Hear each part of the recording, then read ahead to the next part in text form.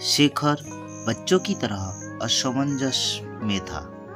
पूरे दिन वर्षा के करीब रहा। उनके मामा बनारस चले गए। शेखर पर कारोबार की पूरी जिम्मेदारी होने के बावजूद वह केवल वर्षा में व्यस्त था। डॉक्टर ने वर्षा को बेड रेस्ट की सलाह दी है। तब से शेखर ने एक पल के लिए भी अपनी आंखें नहीं छिपाई। वर्षा को गुस्सा आने पर भी शेखर के व्यस्त चेहरे पर हंसी आती थी। बीते हुए मधुर पलों के बारे में सोचकर शरीर सिहर उठता है। वर्षा को अपने आप पर हंसी आई। कुछ खो जाने के खालीपन से मन तुरंत भारी हो जाता है। मेरी माँ को गुजरे हुए 2 साल हो चुकी है। दीपेन अपने परिवार के साथ व्यस्त थे।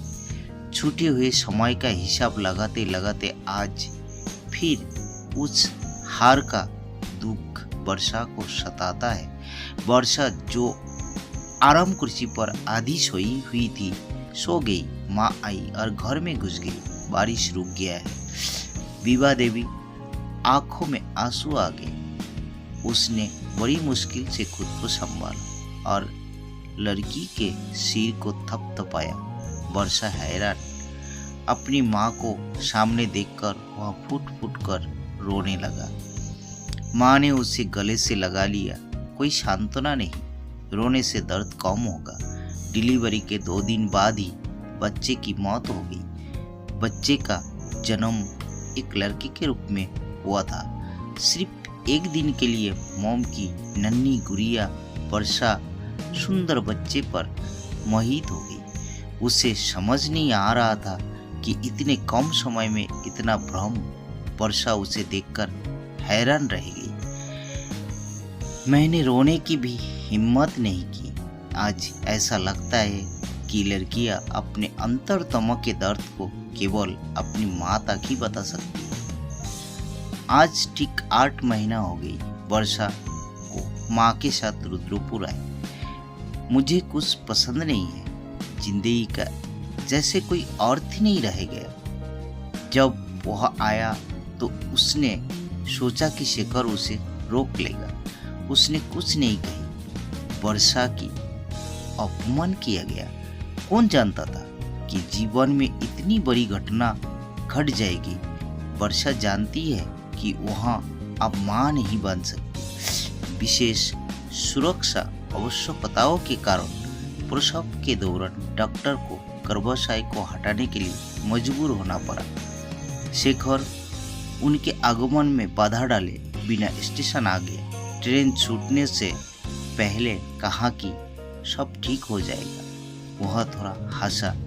वर्षा कुछ ना कह सकी। उसका सारा अस्तित्व एक अकथनीय अभिमान से कुचला जा रहा था।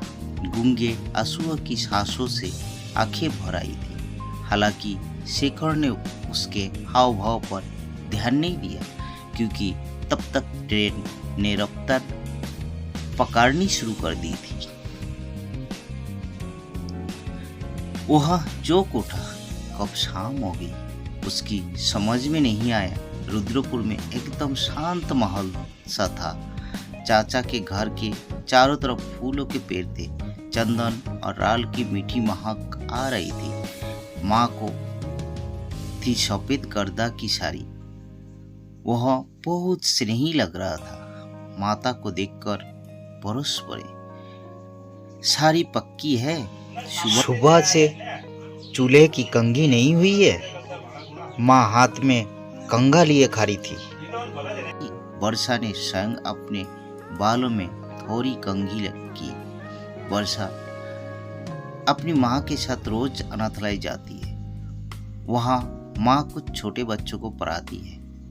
मुझे आश्रम के नाने बेबस बच्चे बहुत अच्छे लगते हैं। रुद्रपुर आने के बाद से ही विभा देवी इस अनाथालय से जुड़ी हुई है। इसमें वर्षा की मामा भी शामिल है। मामा की हालत ठीक है। इस अविवाहित चाचा का झुकाव सामाजिक कार्यों की ओर बहुत है। परिवार पत्नी बन गया है। विभा देवी भाई उनकी रुचि से वहाँ आश्रम में भ्रमण करने लगी। अगर मेरी ये कहानी आप लोगों को अच्छा लगा तो लाइक, शेयर, सब्सक्राइब जरूर कर दीजिए।